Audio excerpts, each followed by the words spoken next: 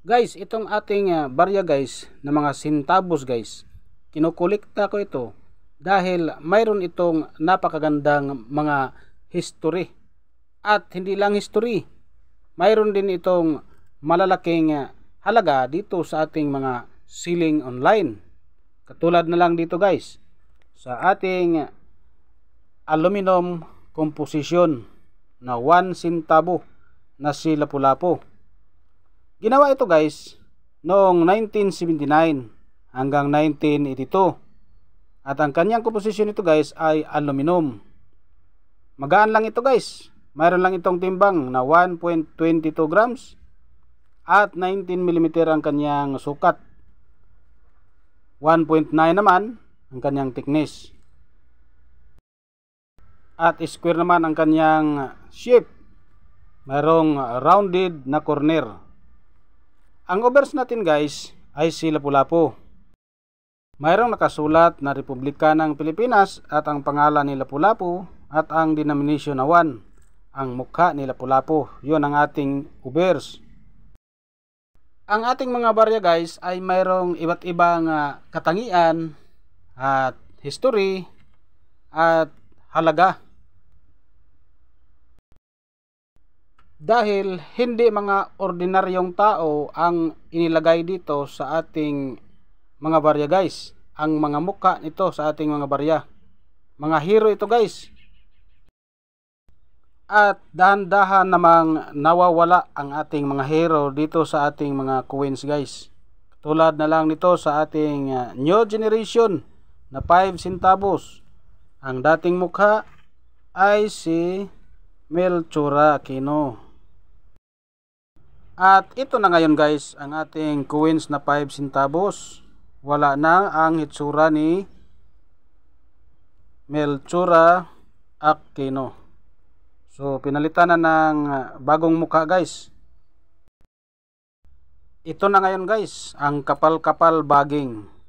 So sana guys kung mayroon namang gagawing mga barya guys, dapat ito pa rin sana. Dahil para maalala natin guys na mayroon itong ginawang napakaganda dito sa ating Pilipinas, sa ating bayan.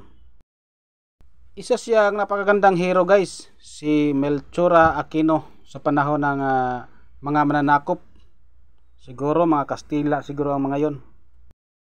So maganda pa rin nga hindi pa rin sila nawawala sa ating mga barya guys. Dahil mayroon silang napakagandang contribution sa ating lipunan, ang mga hero natin noong araw.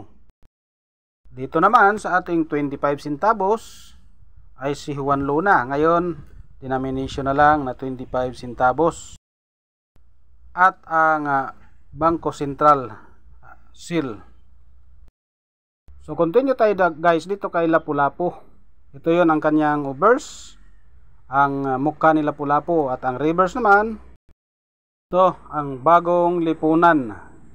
Ang bagong lipunan guys, ang seal of Central Bank. Ito guys, ang ating Lapu-Lapu guys ay meron tong ginawang 51,730,000 kapiraso. At mayroong 42% sa sirkulasyon. Meron tong price guys na very fine 27%, extra fine 27%, about uncirculated 27%, uncirculated 29 pesos. So pesos pala ito guys, hindi pala percent. Very fine 27 pesos, extra fine 27 pesos. Ganon din sa about uncirculated 27 pesos guys.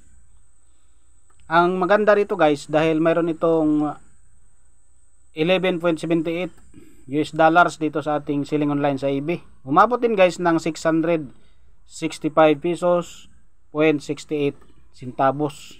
So hindi na masama guys para sa may mga hinahawakang mga katulad itong barya na ito guys. Nasa magandang kondisyon siyempre guys kapag nagbenta tayo ng mga barya guys.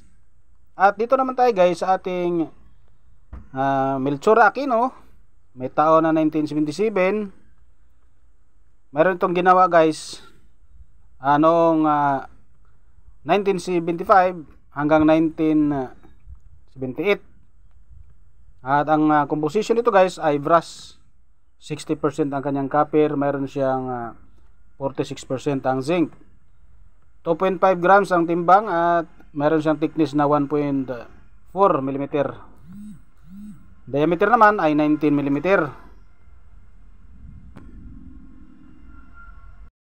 Ang shape naman ay scallop. Tapos na rin itong na-demonetize noong January 2, 1998. Kasabay sa ating Lapu-Lapu. The New Society Series ito guys, itong ating 5 centavos na si Melchora Aquino. Ito yung ating obverse guys, ang mukha ni Melchora Aquino. At ang reverse naman natin ay ang Central Bank of the Philippines seal. Ito, ang ating reverse guys. Ang ating 1977 guys, mayroon lang 16% at mayroong ginawang 19,367,000 kapiraso guys. At may presyo din siya na 11 pesos ang kanyang fine, 17 pesos ang very fine. Ganon din sa extra fine, 17 pesos. 21 pesos naman sa about uncirculated. At 49 pesos ang kanyang uncirculated. At mayroon namang ginawa dito guys sa FM Meat, 0.4%. Mayroong ginawang 10,000 kapiraso. Sa proof coins naman ay 0.7%. Mayroong ginawang 4,822 kapiraso. At mayroon din siyang special uncirculated, 0.4% naman. So, mayroon din siyang 354 kapiraso guys. So, medyo madami-dami guys ang ginawa nito guys. Dahil umabot ng 19,367,000 kapiraso. So, napakagandang balita guys. Kung mayroon kang maraming hinawakan ito guys, nasa magandang kondisyon, ay pwede natin display ng $12 dito sa ating mga selling online guys sa eBay. Umabot din ng 678 pesos 12 centavos. So napakaswerte mo guys kung mayroon kang hinawakan ng mga ganitong uri na mga old coins guys, ang scallop natin guys.